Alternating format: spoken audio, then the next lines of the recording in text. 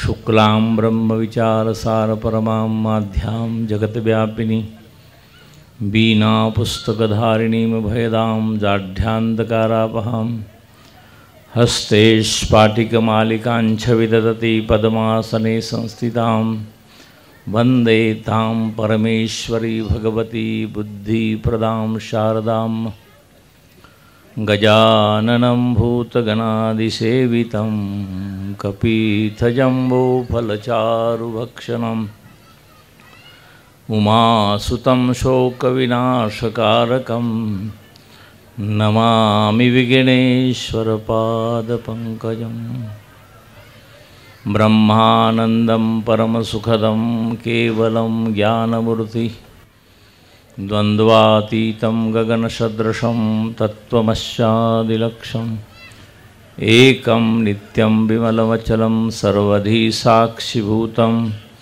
भावातीतं त्रिगुणरहितं सद्गुरुं तं नमामि।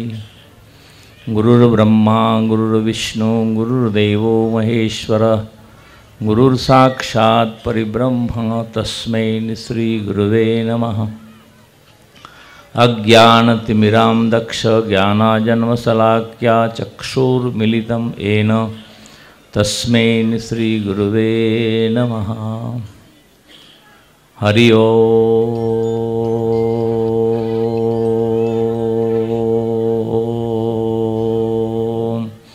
सहनाववतु सहनो भुनक्तु सह वीर्यं गर्वावहे तेजस्विनावधीतमस्तु मां विद्विषावहे।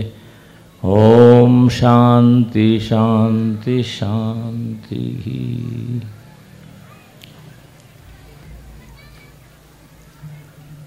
हमारी भारतीय सनातन धर्मनी संस्कृति इस विश्व के सभी कोने में अपनी संस्कृति का मान होता है। भारतीय संस्कृति ना आप सभी भारतीय संस्कृति ना धरोहर है, संत तो है ही है, लेकिन और भी जो हमारी संस्कृति है आपके पास, ये आप संत भारतीय संस्कृति की धरोहर है। हमारी संस्कृति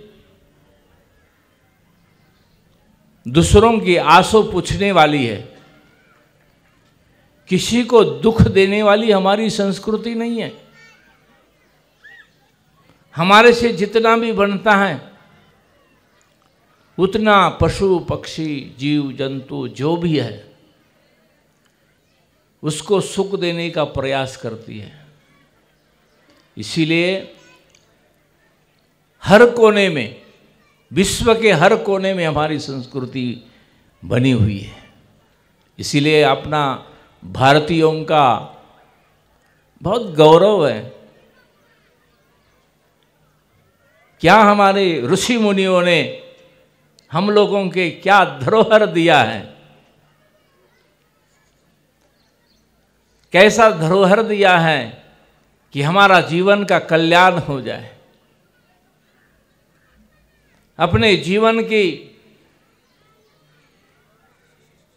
कल्याण होने वाली ये धरोहर है। इस भारत देश में ही आपको इस संसार में आप भगवान के पीछे, भगवान के साथ अपना जीवन लगाने का प्रयास करते हो। कोई भी किस तरह से भी भगवान को मानने के लिए कोई प्रयास करता है, भले हमारे लोग पढ़े लिखे क्यों ना हो, डॉक्टर क्यों ना बने हो, लेकिन अंत में उसको बोलेंगे हम ऑपरेशन करते हैं, सब करते हैं, लेकिन उसकी आपके ऊपर कृपा होगी तो वो अच्छा हो सकता है। हमारे हाथ में नहीं, हम काम करने वाले। जैसे खेडूत अपना काम करता रहता है, लेकिन जस अपजस ईश्वर के हाथ होता है। उस तरह से पढ़े लिखे लोग भी, अच्छे लोग भी, समझदार लोग भी भगवान के बिना कुछ नहीं कर पाते हैं। सारी चीज़ ईश्वर ही करते हैं। हमारे शास्त्र में हमारे धरोहर में सारी चीज़ों, ये सब हम बोलने वाले हैं, आप बैठने वाले हैं, कुछ काम कर रहे हैं, ये सारे चीज़ भगवान कर रहे हैं। हमारा बोलना भी बंद हो सकता है, हमारा खाना भी बंद हो सकता है। क्यों? ये सारे काम भगवान करते हैं। और जब भगवान हमारे पास नहीं होते हैं तो यहाँ कोई रखने वाला कोई रखेगा? 2-4 दिन 10 दिन रखेगा अपना? भगवान चले गए तो बोलेंगे जल्दी जल्दी निकालो इसको, अभी हम इसकी डर लगती है, हमको इसको भगाओ, जल्दी ले जाओ जल्दी। तो ये सारा सुख, सारा आनंद किसी में है तो इस भगवान है। इसीलिए भगवान नहीं होते तो यहाँ कोई अपने को रहने नहीं देता नहीं। इसीलिए यद्यपि विश्व की सभी प्रमुख धर्मों एवं सांप्रदायों में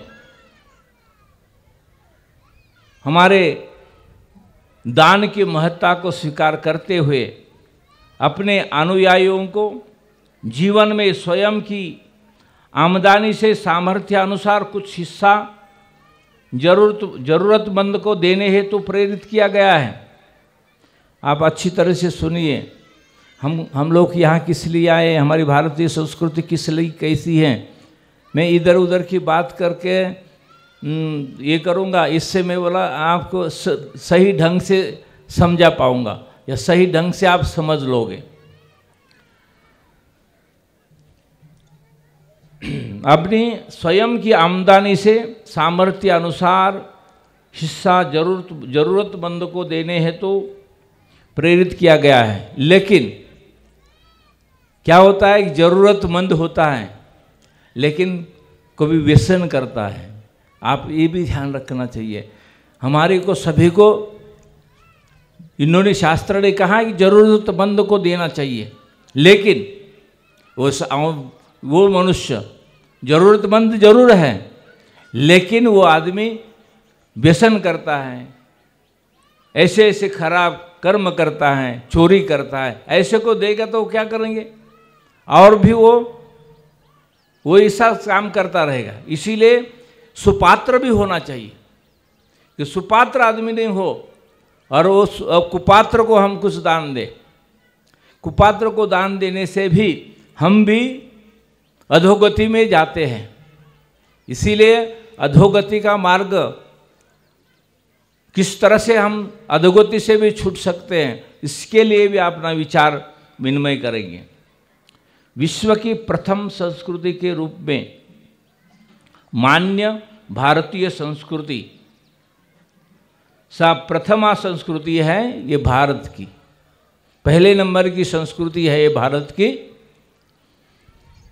यजुर्वेद में कहा है दान को मानव मात्र के लिए अनिवार्य आचरणीय कृत्य मानते हुए इस नैतिक कर्म की श्रेणी में सम्मिलित किया है। 100 हाथों से धन अर्जित करो और 1000 हाथों से उसका दान करो कहकर वेद ने भी दान के महत्व को जनमानस के समक्ष उद्घाटित किया है। शतहस्त समाहरम सहस्त्र हस्तंस किर। भारतीय संस्कृति में दातव्य की गौरवशाली परंपरा अनादिकाल से ही चली आ रही है। सनातन धर्मरूपी भव्य प्रसाद जिन महत्वपूर्ण स्तंभों पर अविचल खड़ा है उनमें दानशीलता एक प्रमुख स्तंभ है।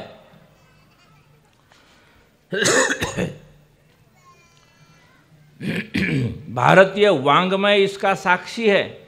वैदिक ऋषियों उपनिषदों के पावन मंत्रों, पौराणिक ग्रंथों, श्रीमद् भगवद गीता, श्री रामचरितमानस आदि सत्शास्त्रों एवं अनुभव सिद्ध संतों की वाणियों में दान के विषय में विस्तृत विवेचन मिलता है और ये सभी समवेत रूप से दान के तत्व को जानने, इसकी महिमा को मानने और जीवन में इसे अपनाने के लिए मनुष्य को निरंतर प्रबोधन प्रदान कर रहे हैं। दान की महिमा अपार होने से इसका क्षेत्र भी बहुविस्तृत है।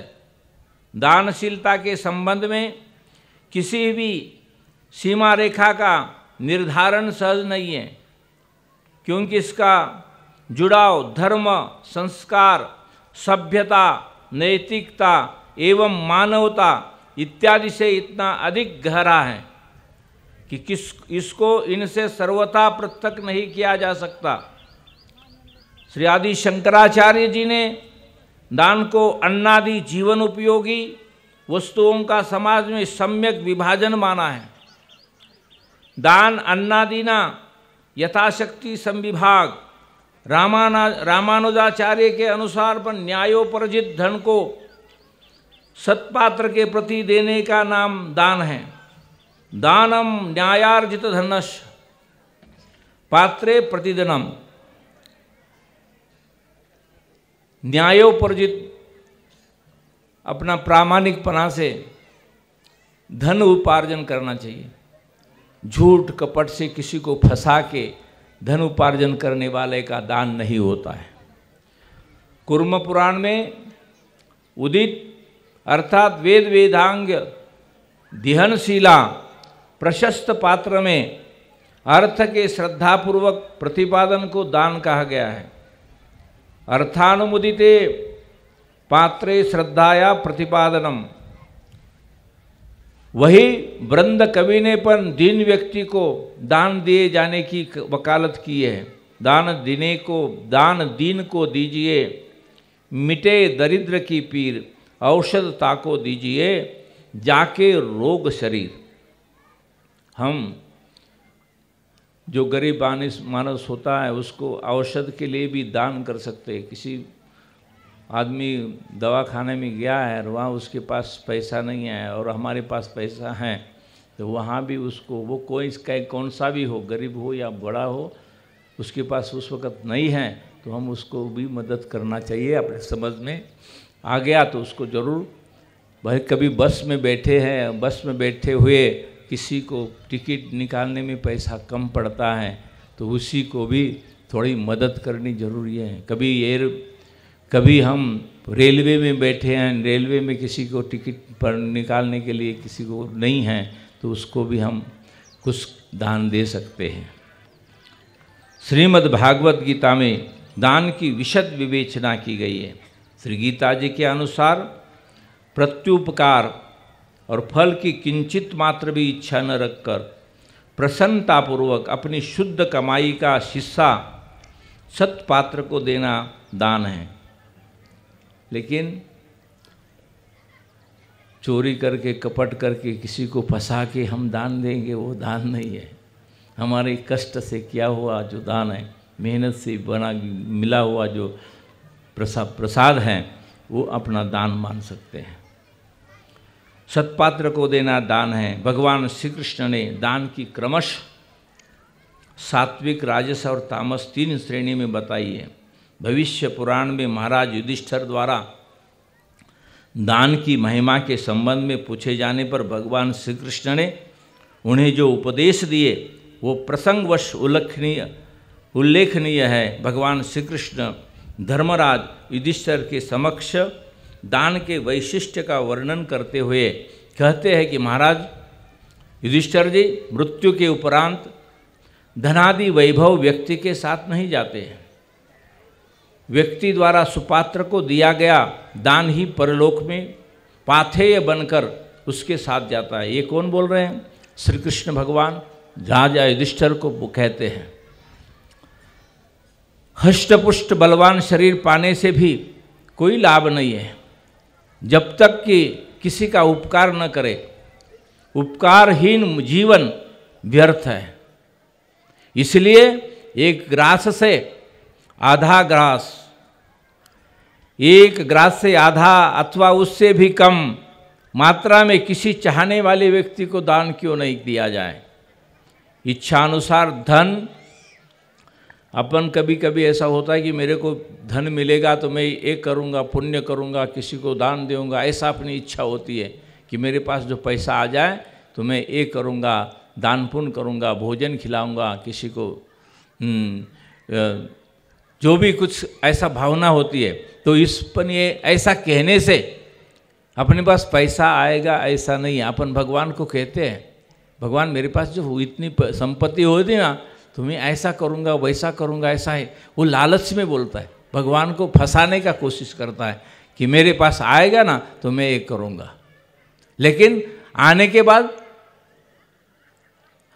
बाद वो भूल जाता है, उस चीज़ को भूल जाता है। लेकिन हम जब जिसके पास नहीं है वो भगवान को कहता है, भगवान मेरे पास जो पैसा आ जाएगा तो मैं गरीबों को बांटूंगा, भोजनशाला बनाऊंगा, स्कूल बनाऊंगा और कुछ और भी बनाऊंगा और सबको देते रहूंगा, मेरे पास नहीं रखूंगा।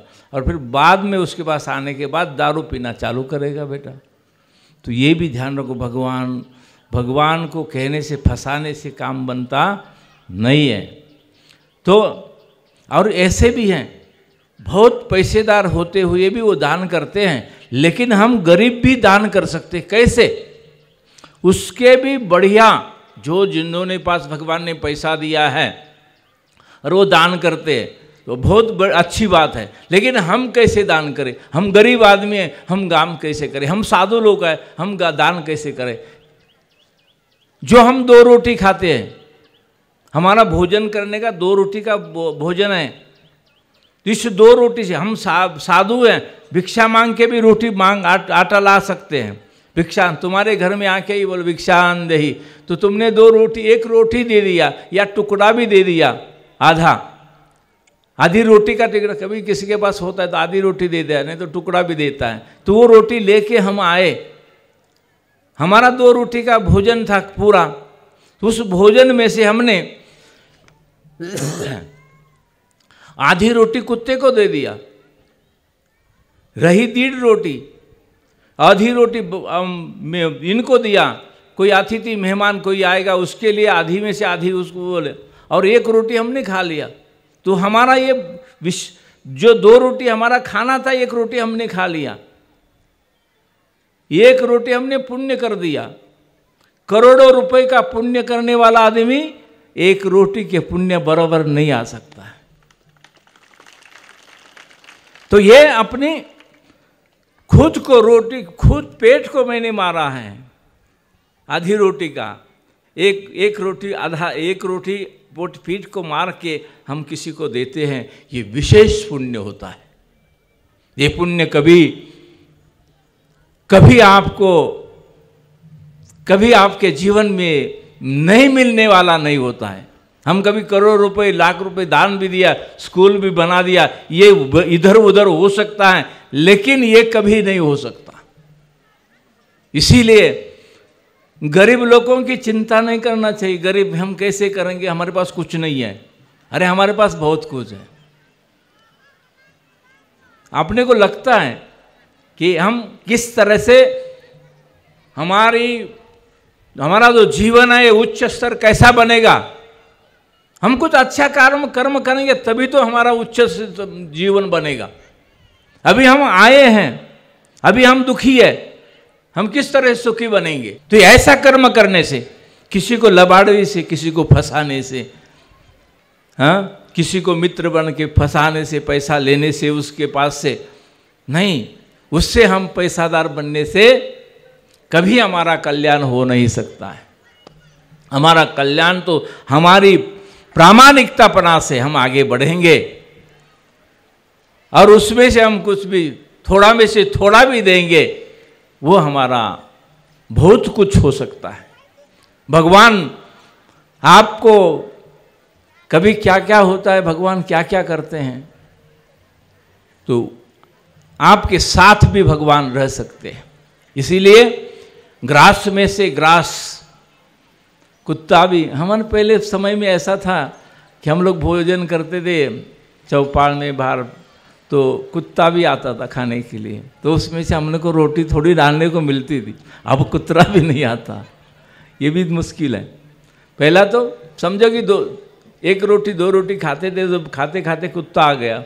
ऐसे उन लोगों को भी ना, पहले उनको पता था कि सबके साथ सब, जब भोजन के समय हम जाएंगे तो हमको कुछ मिलेगा, इसीलिए वो 10-5 कुतरे भी इधर उधर होते हैं ना, वो भी भोजन के समय आते थे, एक गया कि दूसरा आ गया, थोड़ा थोड़ा छोटा सा टुकड़ा उसमें भी डाल दिया, ऐसा करते थे। पर आज ऐसा हो गया कि बंगला बंद जीवन हो गया, उसमें कुत्ता भी नहीं आएगा, कोई अतिथि मेहमान भी नहीं आएगा, ऐसी परिस्थिति हो गई। हमारे घर में अतिथि आना चाहिए। घर अतिथि कोई भी मेहमान आए भी ना, मेहमान को हर मेहमान को हर दिवस कुछ ना कुछ आपको देना है, कुछ ना कुछ खिलाना है। वो मेहमान आपका सगा वाला हो, पाहुणा हो, कुणी भी हो असल, पण आपल्या घरी एक वक्त, दिवस में एक वक्त कोई ना कोई मेहमान चाय पी के या रोटी खा के जावे, ऐसा अपना संकल्प होना चाहिए, ऐसा आपका विचार होना चाहिए, महिलाओं का विचार होना चाहिए कि मेरे घर में आज भगवान क्यों नहीं आए। ऐसे देखा जाए आपके घर में भगवान अतिथि है, वो भगवान स्वरूप है। ऐसे देखा जाए तो सर्वम खलो इदम ब्रह्म, अणु अणु में परमात्मा विराजमान है, सब में भगवान है।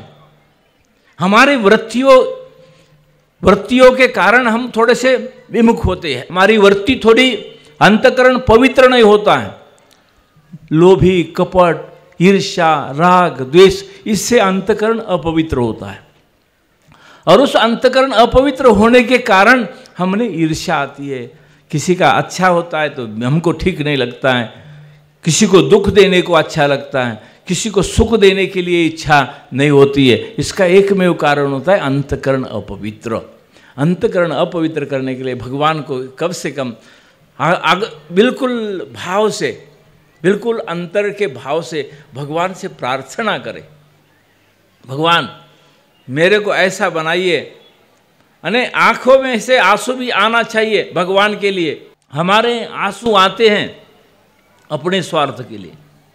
कोई मनुष्य अपना घर में से गया, भगवान का उसका जातक वहाँ अपना संबंध था और वह चला गया, तो अपन उसको रोते हैं। तो क्या कि कैसे रोते हो? उसने जो भी किया है, जो भी मेरे को दिया है उस करके रोता है, नहीं तो ऐसा रोना नहीं आता है? उसने कुछ दिया है, आदमी ने कुछ आपको दिया है, इसलिए आपको उसका ऐसा नाम लेके फिर रोते हैं, क्या वो मेरे को कौन देगा, मेरा क्या होगा, भगवान क्या करे। लेकिन भगवान ऐसा अपने को लगता है कि वो अब मेरा क्या होगा, लेकिन ऐसा नहीं होता। भगवान ने अपने को सबको जीवन दान दिया है, सभी संभालता है भगवान अपने को संभालता है। उसी स्वार्थ के अनुसार नहीं रोना चाहिए। खरेखर अपना साथीदार थे, हम दोनों अच्छे तरह से रहते थे, हमारा जीवन भर हम लोग साथी रहे और अच्छा तरह से आनंद में रहे। ये भगवान के स्वरूप थे मेरे मालिक, और वो आज मेरे को छोड़ के जाते हैं, इसीलिए मेरे को खूब दुख हो रहा है। लड़का भी कभी जाता है माँ को छोड़ के, तो भी वो दुख होते हैं माता को। तो इस तरह से भगवान है, सब में भगवान है। इसीलिए आप भगवान कोई जगह में खाली ऐसी कोई जगह नहीं है ईश्वर बिना। इसलिए भगवान को स्वरूप मान के आपके अतिथि घर के अंदर, कोई अतिथि गरीब को कोई आ गया, गरीब नहीं, अच्छा बहुत पैसेदार भी लोग कोई आ गया, तो हमारे को सोचना चाहिए कि भगवान हमारे घर आज आ गए, हमारा घर उन्होंने पावन कर दिया, हमारे घर का आज को सौभाग्य है कि हमारे घर उन्होंने मेहमान आ गए। तो ऐसी भावना करना चाहिए कि हमारे घर भगवान आए हैं, अतिथि आए। जब हमारे कभी कोई भगत ऐसे होते हैं, तो वो भगत एक आदि अतिथि हमारे घर में नहीं आए हैं तो भोजन नहीं करता है, भोजन नहीं पाता है। कैसे उनका विचार होगा, कैसा उनका विचारधारा होगी। जब तक अतिथि इन्हें घर नहीं आता है तब तक 1 दिन 2 दिन 3 दिन, ये जलाराम बापू गुजरात का हुआ है, उसके घर में अतिथि कोई नहीं आया तो 4-4 दिन उपवास करते थे। ये बहुत दिन के संत नहीं है, अभी के है, 100 वर्ष के अंदर के संत हैं। तो वो ऐसा हमारा गृहस्थियों का भी, आप लोगों का भी इस तरह से भाव होना चाहिए। और ऐसे वैसे खाना भी कचरा नहीं खाना चाहिए, मांस मटन ये वो कचरा पेटी नहीं, कचरा नहीं भरना चाहिए कि पेट में।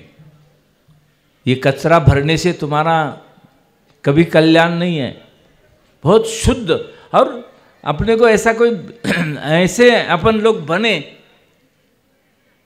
कि हम ऐसा प्यार दे, ऐसा प्रेम करें कि वो बहुत मजबूत होने की भी जरूरत नहीं। मजबूत होने से भी आजकल हथियार अलग से आए हुए हैं, तो मजबूत होने से हम लड़ेंगे ये भी बात मत छोड़ दो।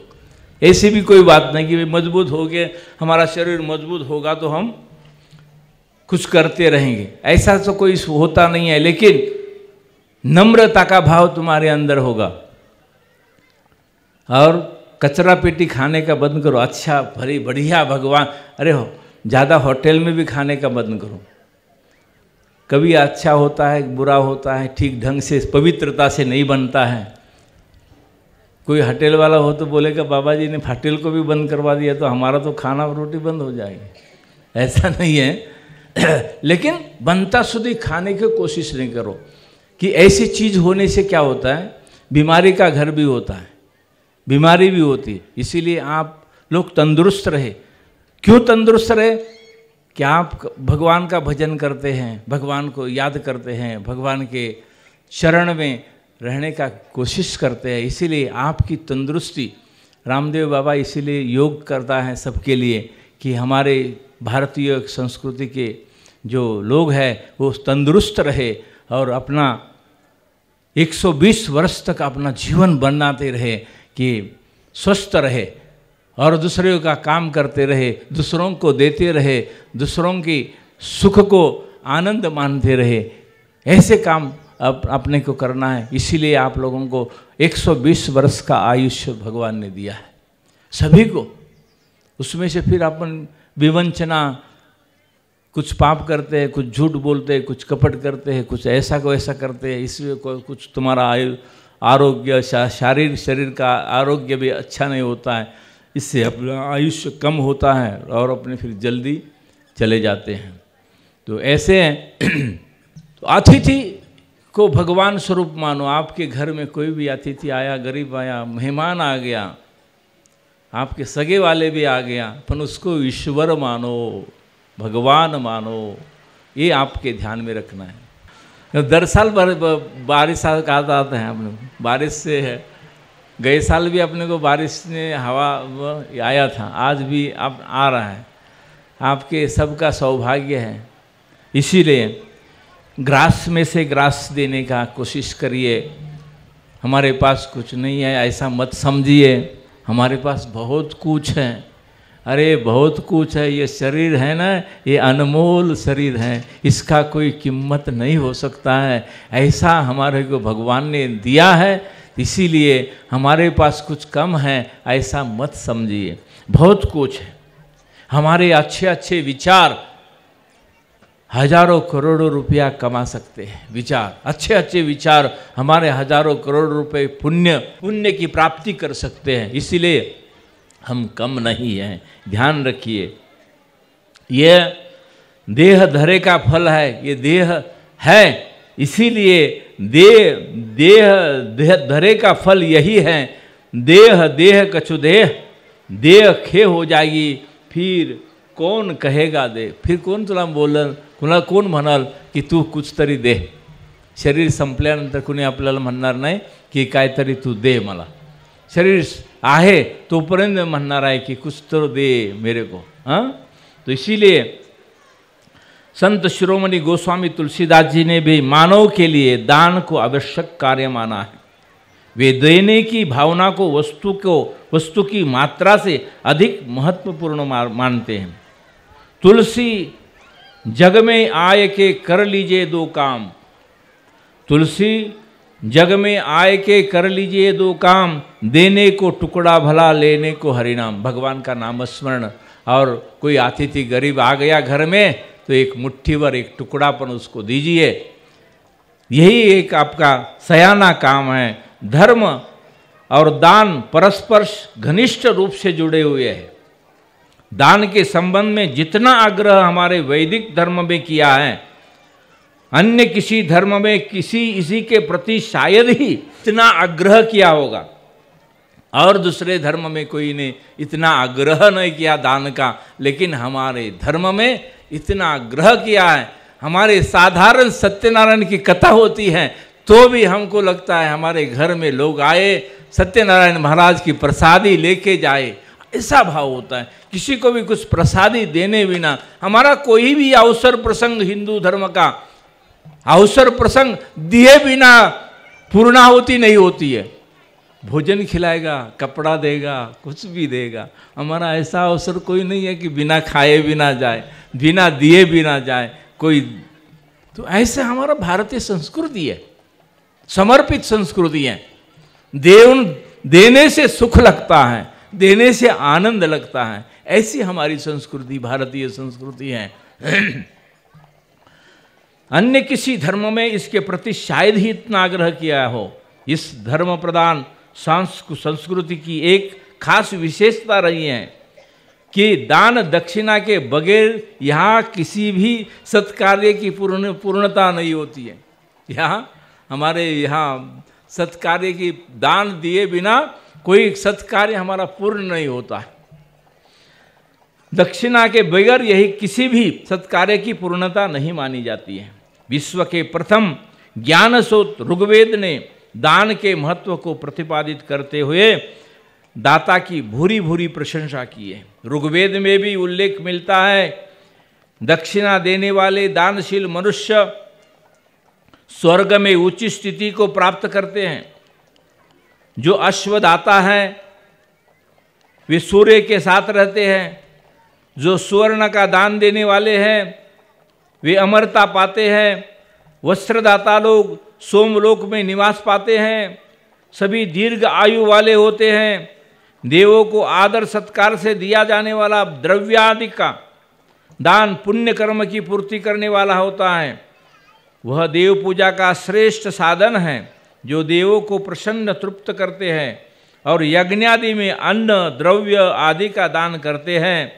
वे सप्त होताओं की मातृभूत दक्षिणा प्राप्त होते हैं। दाता को सबसे पहले बुलाया जाता है, वह प्रमुख माना जाता है। दक्षिणावान दानशील ग्रामाध्यक्ष सबसे आगे चलता है। उसे ही मैं सबका पालक राजा मानता हूँ। जो सबसे पहले मनुष्यों के बीच में दक्षिणा देता है, उस दक्षिणा के दाता को ही ऋषि तत्वार्थदर्शी और उसी को ही ब्रह्मा कहते हैं। उसी को ही यज्ञ का नेता, साम का गान करने वाला और वेद वचनों का श्रोता कहते हैं। दान देने वाले करने वाले उदार लोग निकृष्ट गति को, दरिद्र को प्राप्त नहीं होते। वे उदार दाता क्लेश दुख को प्राप्त नहीं होते। हमारे पौराणिक ग्रंथों में कहा गया है कि भूखे से पीड़ित मनुष्य को भोजन के लिए अन्न अवश्य देना चाहिए। देखो हमारे भारत के प्रधानमंत्री अभी तक अपने को मुफ्त अनाज दे रहे हैं। करुणा से आज चालू है, अभी चालू है कि नहीं है? हाँ, क्यों ये प्रधानमंत्री को क्यों ऐसी बुद्धि सूची? सबको अनाज दे रहा है। करोड़पति आदमी हो उसको भी वो ले जाना चाहता है तो वो भी ले जाए। गरीब आदमी तो ले ही जाता है, मध्यम वर्ग का भी लेता है। हमारे घर में भंडार भरे हुए हैं उसके, तो भी हम लेते। तो ये प्रधानमंत्री को ही क्यों इच्छा हुई कि आप दान करने की? अन्नदाता अन्न का दान करने की क्यों इच्छा हुई? तो इनके अंतकरण पवित्र है। अंतकरण पवित्र होने के बाद उसको पता है कि अन्न से क्या होता है, गरीबों की परिस्थिति क्या है, इसीलिए वो अन्न को मुफ्त दे रहा है। 3-4 वर्ष हो गया और मेरे को लगता है कि सबके लिए, सब आखा भारत देश में, ये नहीं कि अपने महाराष्ट्र में ही है, गुजरात में भी है, सभी जगह पे भोजन दाल रोटी आटा देता है। तो ये पुरुष होते हैं तपस्वी योगी। भले वो आज प्रधानमंत्री है पर ये तपस्वी लोग हैं, त्यागी लोग हैं। हम लोगों को ऐसा लगता है कि ऐसे लोग हमारा प्राण है, सबकी चिंता करता है। 140 करोड़ लोगों की चिंता करने वाला क्या कम समझते हो? बहुत कुछ, उसकी कितनी हृदय कितना इसका प्रफुल्लित होता होगा, कितना उसको आनंद होता होगा कि ऐसे काम करने में। तो ऐसे अपने देश के अंदर भी ऐसे वीर पुरुष यहाँ हैं। हमारा देश संघर्ष से ही लड़ता रहा है, हजारों वर्षों से संघर्ष चल रहा है। आज भी परिस्थिति हमारी संघर्षनीय है और अच्छे अच्छे पुरुष हमारे यहाँ जन्म लेते हैं, इस देश के लिए समर्पित हैं। हमारे सारे लोग बैठे हुए भी है, आज हमारी वीरांगना नारी वो भी भगवान इस देश के लिए समर्पित है, देश के लिए बंदूक उठा के चलने की तैयारी रखती है। हमारा समर्पित भाव है सबका। मरने के लिए हम कभी डरते नहीं, मरना तो एक दफे है ही है, एक दफे जाना है, किसको नहीं जाना है? सब जाएंगे, कोई रहने वाला नहीं है। या जितने भी जहाँ दिखाई दे रहा है सब जाने वाले हैं। इसीलिए सत्कार्य की पूर्णता किसी देने से पूर्ण होती है, नहीं देने से पूर्णता नहीं, हमारा भारतीय संस्कृति नहीं मानती है। इसीलिए ऋग्वेद में उल्लेख मिलता है कि दक्षिणा देने वाले दानशील मनुष्य स्वर्ग में उच्च स्थिति को प्राप्त करते हैं।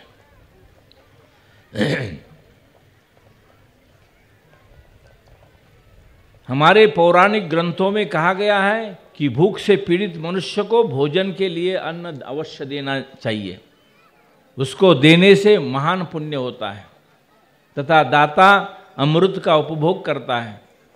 मनुष्य को, क्योंकि उस वक़्त परिस्थिति कोरोना की थी, कोरोना में कोई मानस काम नहीं करते थे, किसी की नौकरी छूट गई, किसी का कुछ दिक्कत हो गई, कोई आदमी चला गया। बहुत महाराष्ट्र में बहुत नुकसान हुआ है कोरोना के अंदर। हम देखते थे कि 400, 500, 1000 मानस टीवी में आते हैं कि 500, 700 मानस का मृत्यु हुआ है। लाइन लगती थी मृत्यु वो जलाने के लिए। ऐसी स्थिति में कौन काम करने के लिए जाएगा, कौन क्या करेगा? तो इसका भाव, उस प्रधानमंत्री का भाव, ये सब अन्न को देने के लिए कितना उत्सुक हुआ है। बहुत अच्छा काम किया उन्होंने। ग्रास मात्र तथा देय सुधारताय न संशय। अथर्ववेद में तो यहाँ तक कहाँ कहता है, व्यक्ति को दान देने के लिए धन कमाना चाहिए, व्यर्थ संग्रह के लिए नहीं। धन कमाना चाहिए किसके लिए? शास्त्र क्या बोलता है? धन कमाना है दान करने के लिए, संग्रह करने के लिए नहीं। और जो आप देखना, संग्रह जिन्होंने करके रखा है, सर्टी बना के रखा है, वो सर्टी वैसा ही रह जाता है और वो तीसरा ही मालिक होता है। कभी गवर्नमेंट सरकार भी मालिक हो जाती है। सर्टी वैसे के वैसे डबल करते रहो। और कभी आप ना आ गया ऊपर वाला जाना तो चले गए, फिर भगवान का भजन करो, बोलो राम भाई, बोलो राम, राम बोलो भाई, राम बोलते कि नहीं? आपने यहाँ कभी कभी ऐसे होते कि ताटी उछलने वाले भी अच्छे तरह से बोलने वाले नहीं होते, ऐसे आदमी को ताटी उछलने देते कि राम बोलो भाई, उसको राम बोलने का भी नहीं आता। क्या ऐसा आदमी होता है? ऐसी परिस्थिति होती है। इसीलिए अच्छे लोगों ने ताटी उछलते वक्त अच्छे लोगों ने लेना चाहिए खंबा ऊपर, याद रखना। ऐसे पागलों को नहीं रखना कि भाई तू उछल। अपने में ऐसा बहुत काम चलता है, जो पागल है, जो लोग समझता नहीं कुछ है, उसको बोलेंगे तू दे, खांदा दे और उसको ले जा। ऐसा नहीं होना चाहिए। अच्छे आदमी ने उसको काम करना चाहिए, अच्छे आदमी को कि बहुत भाव से उसको ले जाना चाहिए। अंतिम यात्रा है, अंतिम जा रहा है, इसीलिए ऐसा भाव से उसको ले जाना चाहिए। पर अपने में इतना समझ में नहीं, जो करता है वो करने दो, उसको बोलेंगे हम बाजू में खिसक जाते हैं। ऐसा मत करो, हमको भी जाना है ना, उसी तांटे में हमको भी जाना है। इसीलिए हमको भी कोई अच्छा आदमी उठा के ले जाता है तो तुमको भी तो अच्छा उठा के आदमी ले जाएगा। जिसने भगवान का भजन किया है, नामस्मरण किया है, चिंतन किया है, ऐसा आदमी आपको भी ले जाएगा ना। और आप जी ऐसे करते हो कि ऐसे वैसे को लगाते हो तो तुम्हारे को कौन रहेगा, तुम्हारे को भी वही दशा है। इसीलिए समझ लो थोड़ी थोड़ी अच्छी बात। अथर्ववेद में यहाँ तक कहा है कि व्यक्ति को दान देने के लिए धन कमाना चाहिए, व्यर्थ संग्रह के लिए नहीं। रई दानाय चो, अथर्ववेद में पन कहा है कि दान न करने वाले व्यक्तियों की शास्त्रों में घोर निंदा की गई है।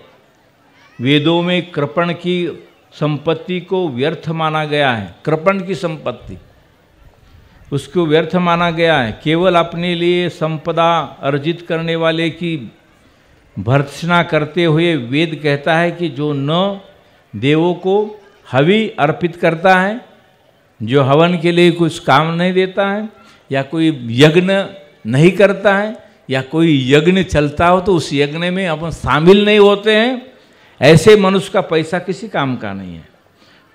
कहता है कि जो न देवों की हवि अर्पित करता है और न अपने समान पोष्य मित्रों को देता है, केवल स्वयं खाता है, वह केवल पाप ही प्राप्त करता है और दूसरा कुछ करता नहीं। अपन अपने लिए देखो, भोजन अपने लिए नहीं बनाना, दूसरों के लिए बनाना है, घर के परिवार के लिए बनाना, ऐसा नहीं समझना चाहिए अतिथि के लिए बनाना है। हमारे घर में अतिथि कोई आएगा उसके लिए हम भोजन बना रहे हैं, हमारे लिए हम भोजन बनाते हैं, वो आप अपना पाप ही खाते रहे। इसीलिए दूसरों के लिए हम भोजन बना रहे, ऐसापन अपना विचार होना चाहिए घर में।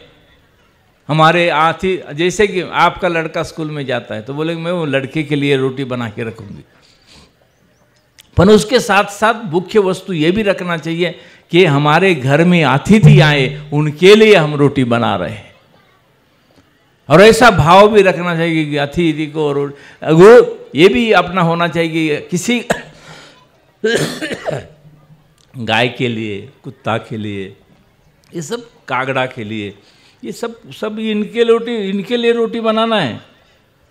एक एक रोटी छोटी छोटी बनाओ, भले छोटी छोटी बनाओ, परंतु एक रोटी गाय की, एक रोटी कागड़ा की, कागड़ा मतलब कावड़ा, एक रोटी कुत्ते की, इनको, और एक रोटी अतिथि की। कितनी रोटी हुई? 4 होती। तो 4 रोटी को, और एक तुम्हारा 5वीं रोटी नहीं है, पर थोड़ा सा भी भोग लगाना पड़ता है, जैसा कि अपने अभी ये नहीं है अग्नि को।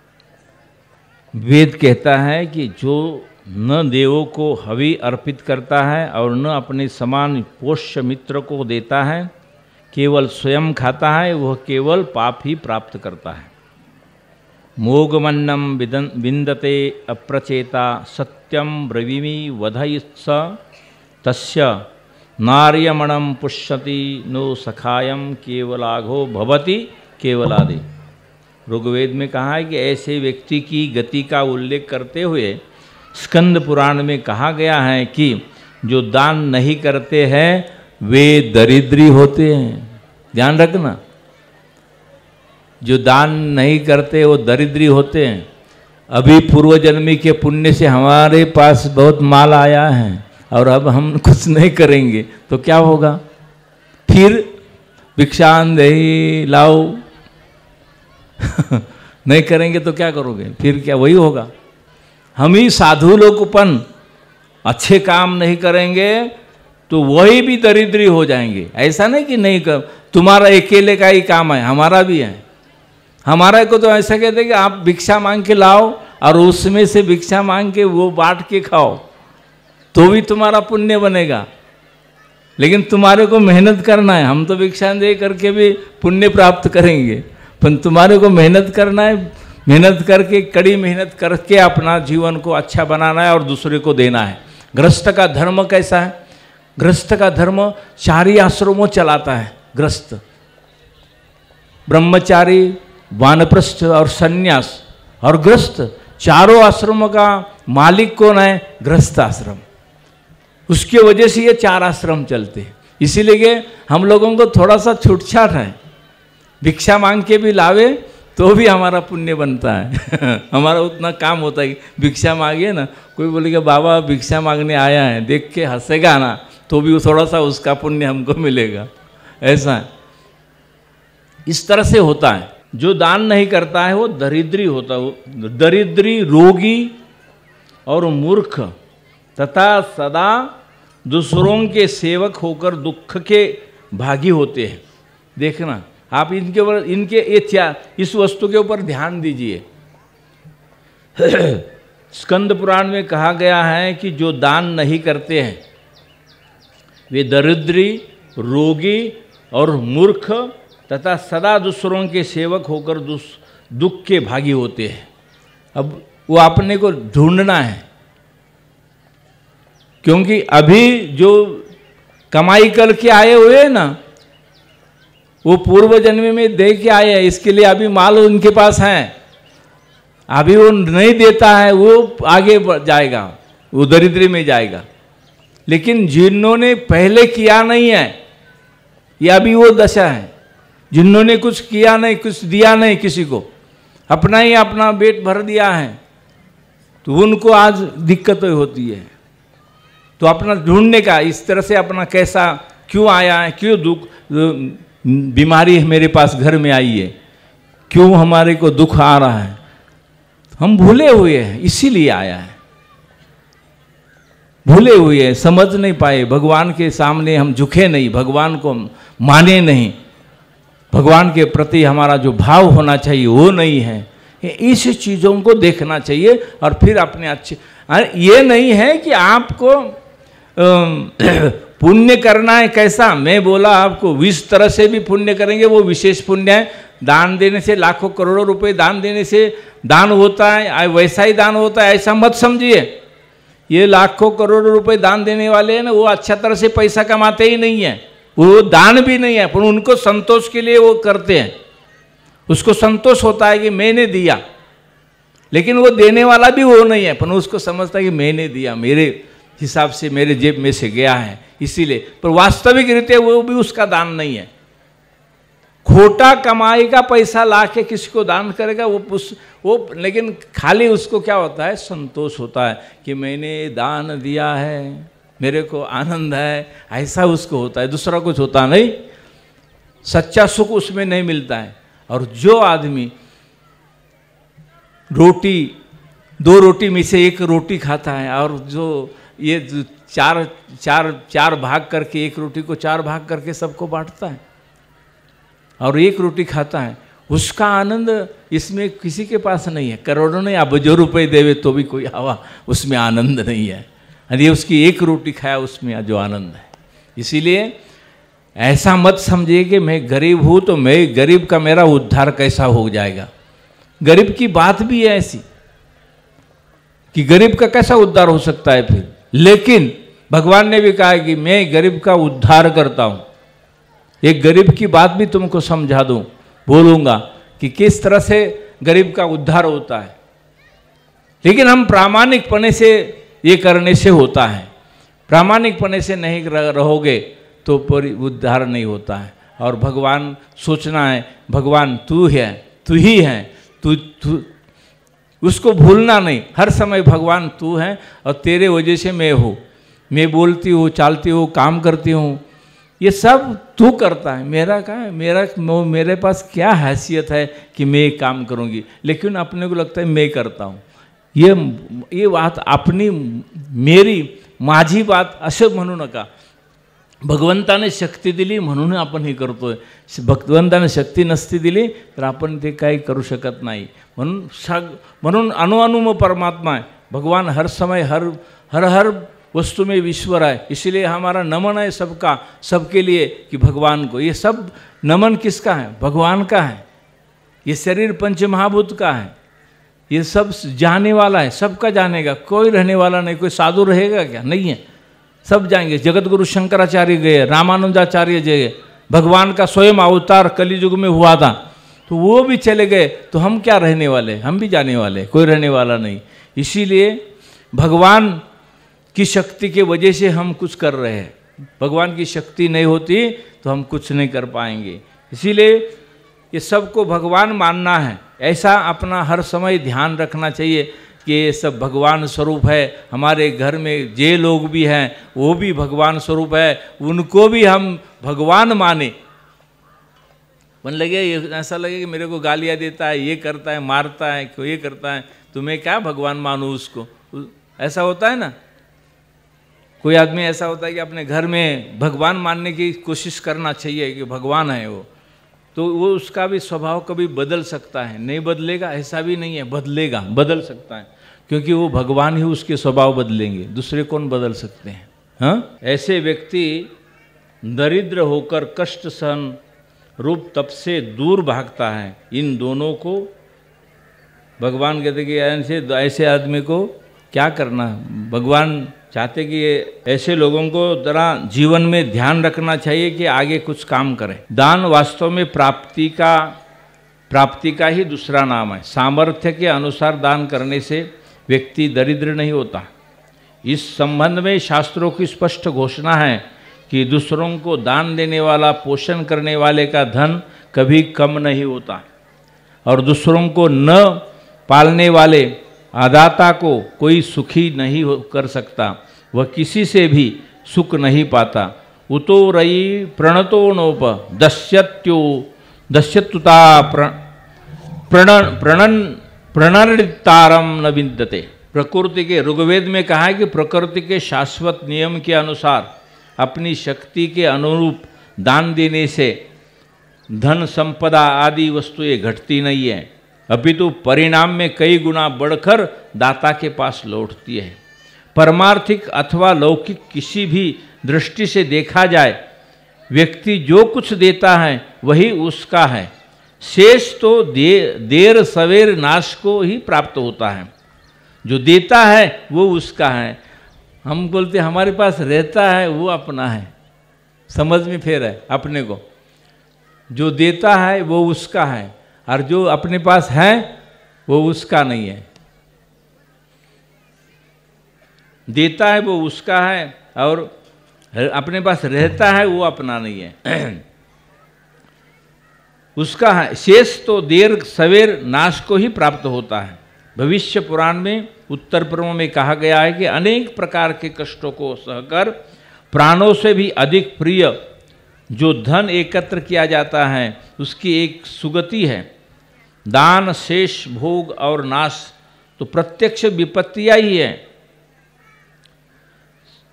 रामचरितमानस में कहा है कि उत्तराखंड में भी दान मार्ग में लगने वाले धन को ही धन्य मानते हुए कहा गया है, सोधन धन्य प्रथम गति जाकी, धन्य पुण्य रत मति सोई पाकी। दानशीलता मनुष्यों के लिए लौकिक और आध्यात्मिक अभ्युदय का सशक्त साधन है। इससे आत्मतुष्टि के साथ ही उदात्त जीवन जीने की प्रेरणा भी प्राप्त होती है। गहनतापूर्वक विचार करके देखा जाए तो संपूर्ण सृष्टि का संतुलन भी इस दान तत्व पर आधारित है। सूरज समुद्र से जल को ग्रहण करता है और पुनः वर्षा के रूप में लौटकर समग्र विश्व को परितृप्त कर देता है। पेड़ पौधे विषाक्त वायु कार्बन डाइऑक्साइड को लेकर प्राणवायु ऑक्सीजन छोड़ते हैं, ऑक्सीजन के रूप में परिवर्तित करते हुए करके हमें जीवन प्रदान करते हैं। जो भी अन्नादि बीज रूपे हम भूमि पर बोते हैं, धरती माता उनमें अनंत गुना वृद्धि करके हमें प्रत्यावर्तित कर देती है। लेकिन किसान बोलता है नहीं, मैंने पकाया, मैंने लाया, मैंने बनाया। उसको ये एक दाना का 2 दाना करने का उसको समझ नहीं है, पर वो बोलता है मैंने कमाया। लेकिन वो दाने, एक दाना पेड़ के आया और 10 दाने उसको मिले, ये भगवान ने दिया है। उनके अनंत गुण वृद्धि करके हमें प्रत्यावर्तित कर देते हैं। इस प्रकार जीवन के लिए आधारभूत तत्वों को निष्काम भाव से उदारता पूर्वक देकर प्रकृति निरंतर हमारे पोषण में सहायक बनती है। इस और हम सब का ध्यान आकृष्ट करते हुए स्वामी विवेकानंद जी भी कहते हैं कि इस बात को आप कभी न भूले कि अपना जन्म आपका जन्म देने के लिए है, लेने के लिए नहीं। स्वामी विवेकानंद जी भी कहते हैं कि अपना जीवन लेने के लिए नहीं है, देने के लिए है। इसलिए आपको कुछ देना हो, वह बिना आपत्ति किए बदले की इच्छा न रखकर कैसा देना चाहिए? गीता बहुत कहती निष्काम कर्म कर, निष्काम भाव से दे। हम कभी भूल मत करना, कभी ऐसा होता है, हमने मेरे को यहाँ एक भगत ने 500 रुपये चढ़ाया, दक्षिणा दे दिया, और दक्षिणा देने के बाद वो भगत इधर आया तो मैंने वो भगत को सामने बोला ही नहीं, वो भगत के साथ बातचीत नहीं किया। आया है भगत, बैठा है, आया 2 घंटा बैठा और 2 घंटा के बाद वो चला गया। उसको मैंने ना पूछा चाय पी ले, ना पूछा चाय जो भोजन कर, ना तो बेस। तो उस भगत को क्या लगेगा? बाबा ने 500 रुपया जेब में डाला, लेकिन मेरे को आओ बैठो भी नहीं बोला। क्या बोलेगा वो? बोलेगा क्या? नहीं, आप ही बोलोगे मेरे को बोलोगे कि नहीं? बोलोगे कि तो ऐसा नहीं होना चाहिए, निष्काम कर्म करना चाहिए कि वो हमें बोले नहीं बोले, दिया नहीं दिया। हम किसी के घर चाय पी के आए और वो आदमी ने या तुमने चाय उसको पिलाया और वो आदमी के घर आसपास गए और उसने नहीं बुलाया तुमको लगेगा यार मेरे पास 10 वक्त वो चाय पी के गया है, लेकिन मेरे को चाय पिलाने नहीं बुलाया। तो ये नहीं होना चाहिए, निष्काम भाव से करो।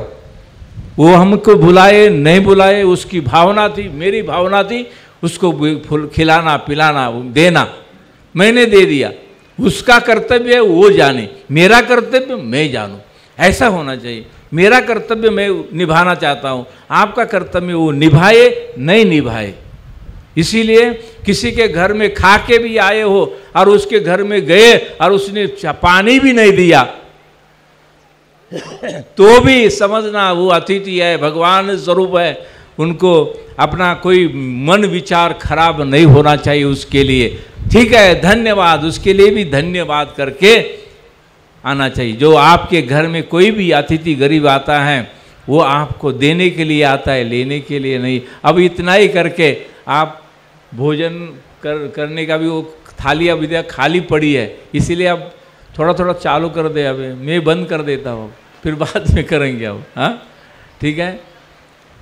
हरि ओम। सर्वेत्र सुखी न संतो सर्वे संतो निरामय सर्वे भद्राणि पश्यन्तु माँ कश्चित् दुर्भाग् भवेत्। इस देश में, इस राष्ट्र में, विश्व में सबका कल्याण हो, सभी सुखी रहे, सभी आनंदवान बनी रहे। जिसको जो कुछ नहीं हो उसको वो बांटे। ऐसी कर इस भाव से आपको प्रणाम करता हूँ और हमारे वाणी को विराम देता हूँ। ओम शांति शांति शांति। बोलो सद्गुरुदेव की।